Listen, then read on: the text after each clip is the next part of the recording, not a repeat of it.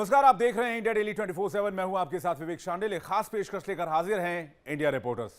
India reporters में हम आपको दिखाते हैं दिन भर की बड़ी खबरें, वो भी सीधे ग्राउंड जीरो से, जहां रिपोर्टर्स लेकर आते हैं दिन भर की बड़ी खबरों का मजमून और आपको बताते हैं उस खबर के पीछे की खबर क्या है, उस खबर की हकीकत, उस खबर की सच्चाई क्या है। तो आइए शुरुआत करते हैं और देखते हैं दिन भर की बड़ी खबरें रिपोर्टर्स की जुबानी इंडिया रिपोर्टर्स में। अक्सर अपने विवादित बयानों के लिए सुर्खियों में रहने वाले बीजेपी के फायरमैन लीडर नीतीश राणे और महाराष्ट्र सरकार में मंत्री राणे अक्सर हर दूसरे दिन किसी ना किसी कंट्रोवर्शियल स्टेटमेंट के लिए हेडलाइंस में रहते हैं। इस दफा उन्होंने लव जिहाद को लेकर एक और बयान दिया है। दरअसल उन्होंने आमिर खान की तीसरी शादी को लव जिहाद से जोड़ा है। उन्होंने आमिर खान को फॉलो करने वाले तमाम युवाओं से अपील की है कि उन्हें आमिर खान की फिल्में देखने से बचना चाहिए। इसके साथ साथ उन्होंने कहा कि आज के युवा को सोचना चाहिए कि वो किसी सेलिब्रिटी बना रहे हैं या फिर किसे अपना आइडल मान रहे हैं, क्योंकि आमिर खान जैसा शख्स जो कि लगातार शादियां कर रहा है, तीसरी शादी आमिर खान ने 5 जुलाई को की है गौरी के साथ, 1 साल तक रिलेशनशिप में रहने के बाद। ऐसे में नीतीश राणे ने कहा कि आमिर खान जैसे लोग कहीं ना कहीं युवतियों को बरगलाने का काम करते हैं। आमिर खान की फिल्म्स को बैन करना चाहिए, युवाओं को उनकी फिल्में देखने से बचना चाहिए। इस तरीके के जब सेलिब्रिटी अपनी जिंदगी के बारे में कोई डिसीजन लेते हैं तो हिंदू समाज ने इसके बारे में सोचना चाहिए, ऐसे मानने वाला मैं हूँ।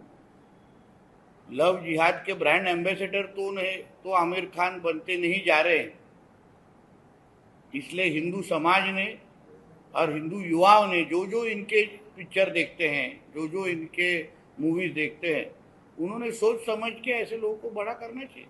आमिर खान की शादी को लेकर नीतीश राणे ने बयान दिया है और ये कोई पहली दफा नहीं जब नीतीश राणे ने इस तरह का स्टेटमेंट दिया हो। पहले भी नीतीश राणे लव जिहाद हो, कॉर्पोरेट जिहाद हो, इन तमाम बातों पर अपनी राय बहुत मजबूती से रख चुके हैं।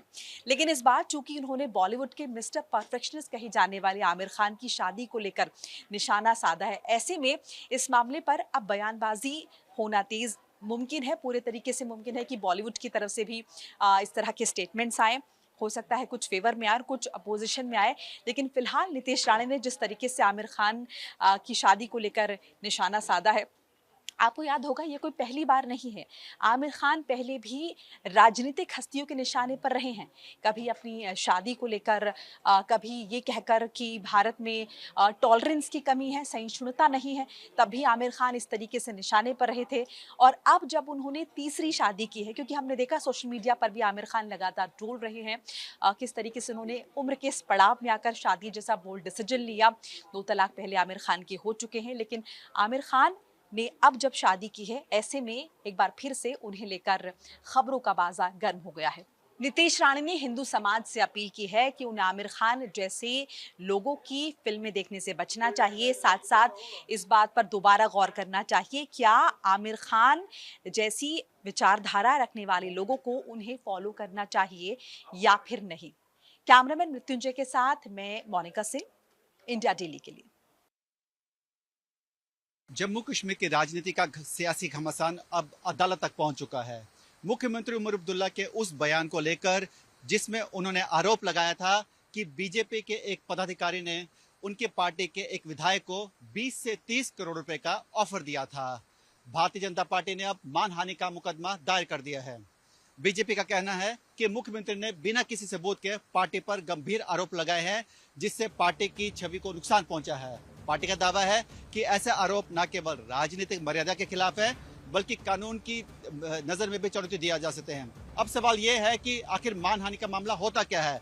कानून के मुताबिक अगर किसी व्यक्ति, संस्था या संगठन के बारे में ऐसा बयान दिया जाता है जिससे उसकी प्रतिष्ठा को नुकसान पहुंचे और उसके समर्थन में पर्याप्त आधार ना हो, तो प्रभावित पक्ष अदालत का दरवाजा खटखटा सकता है। हालांकि अदालत हर मामले में ये टिप्पणी देखती है कि ये बयान राजनीतिक टिप्पणी था या फिर सार्वजनिक हित में था या उसके पीछे कोई और ठोस आधार मौजूद था। जहां आपकी मिनिस्ट्रियों की लालच नहीं चली, वहां आप बंद कमरे में मेरे एमएलए को कह रहे हो आओ हमारे साथ, आप जब आओगे तो हम आपको रियासत देंगे।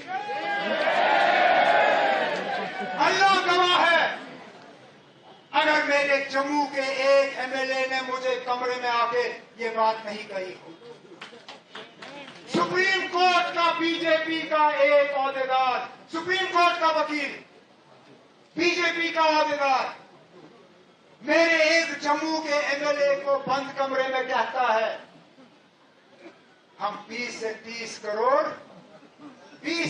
करोड़ एक मिनिस्ट्री और रियासत का दर्जा, आप हमारे साथ चलो। इस मामले में अब दोनों पक्षों को अदालत में अपना अपना पक्ष रखना होगा।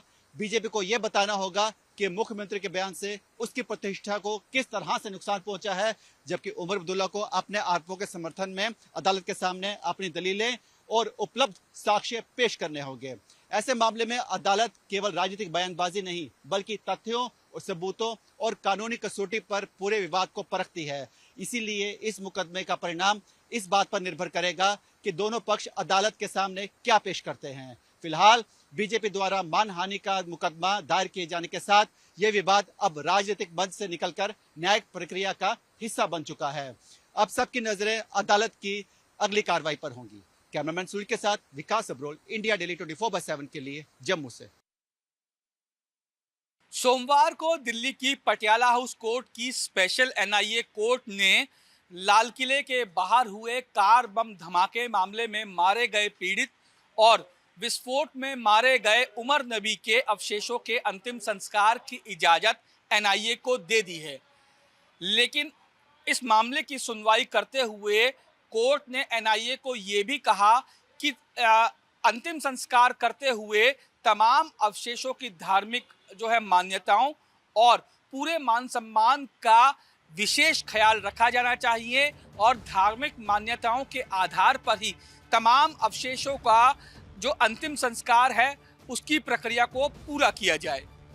वहीं अब देखने वाली बात ये होगी कि एनआईए कोर्ट द्वारा मिले गए इस आदेश का अनुपालन किस तरीके से, कब, कहां और कैसे करती है, ये आने वाले समय में ही पता चल पाएगा।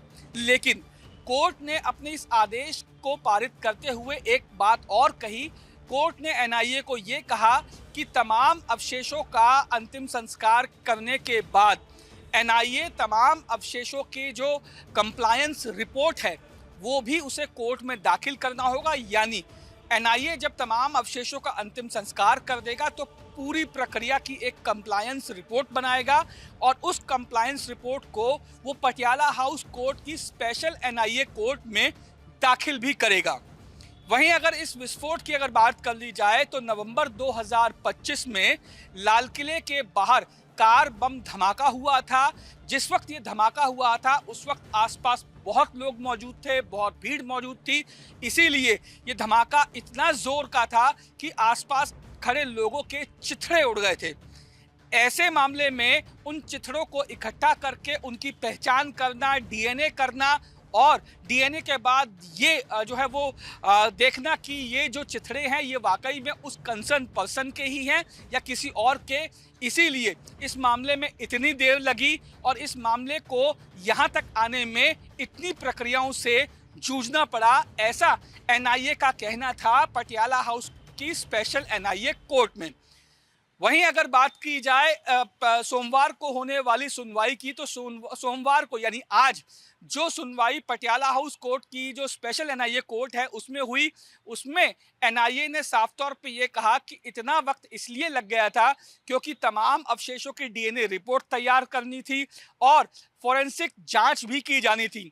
यही कारण था कि नवंबर 2025 के बाद से लेकर अब यानी जुलाई 2026 तक का इतना 7-8 महीनों का जो वक्त लगा है ये इसीलिए लगा है क्योंकि ये प्रक्रिया काफ़ी जटिल थी, काफ़ी लंबी थी और इसमें पुख्ता किया जाना था कि जो अवशेष जिस शख्स के बारे में दावे किए गए हैं वो वाकई में उस शख्स के हैं या नहीं हैं।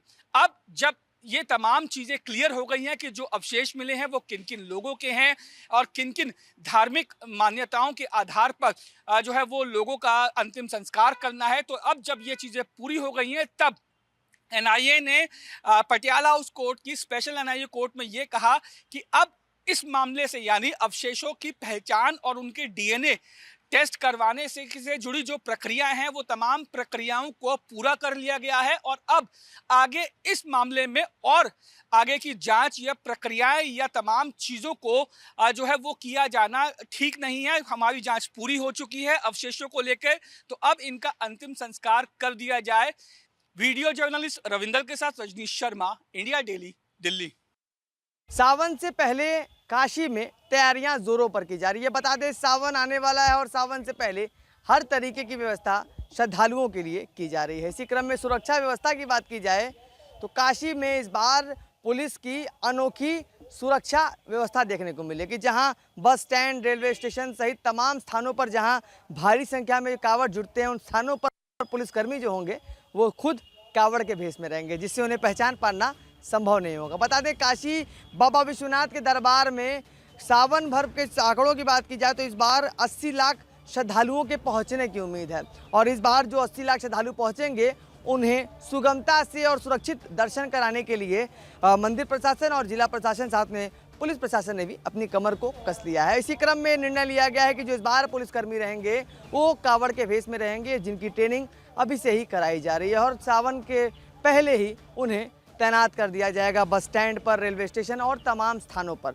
इसके साथ साथ बता दें काशी में जो भी श्रद्धालु बाबा बैद्यनाथ जाने वाले होते हैं या बैद्यनाथ धाम से आने वाले होते हैं वो पहले बाबा विश्वनाथ का दर्शन करते हैं, इसके बाद बैद्यनाथ धाम जाते हैं। कुछ श्रद्धालु बाबा बैद्यनाथ धाम यानी देवघर से जल चढ़ा के यहाँ पहुँचते हैं बाबा विश्वनाथ का जलाभिषेक करने, जिसके बाद संख्या के हर साल संख्या की बात की जाए तो उसमें बढ़ावा देखने को मिलता है और इस बार अनुमान लगाया गया है कि 80 लाख के लगभग जो श्रद्धालु हैं वो बाबा विश्वनाथ के दरबार में पहुंचेंगे।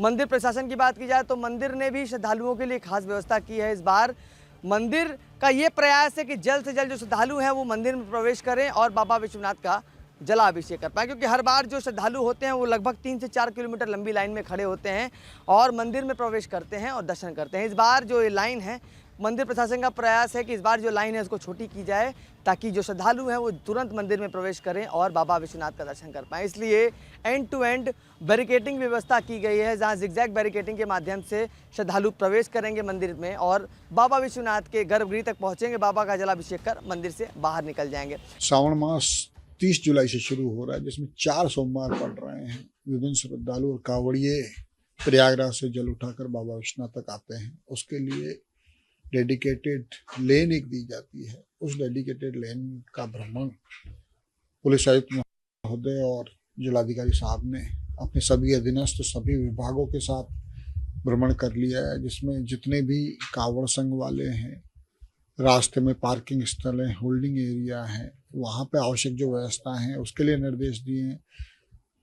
Inter departmental coordination meeting already हो चुकी है, जिसमें मंडलायुक्त साहब और पुलिस आयुक्त महोदय के द्वारा जॉइंट मीटिंग कर ली गई है। काशी विश्वनाथ मंदिर की जो व्यवस्थाएं हैं उसके विषय में निर्देश दे दिए गए हैं। बाकी अन्य जो शेष मंदिर हैं उन पर भी व्यवस्थाएं बेहतर अच्छी रहे, उसके लिए निरंतर भ्रमण पुलिस प्रशासन के अधिकारी कंटिन्यू कर रहे हैं। डीजे संचालकों के साथ मीटिंग हो चुकी है।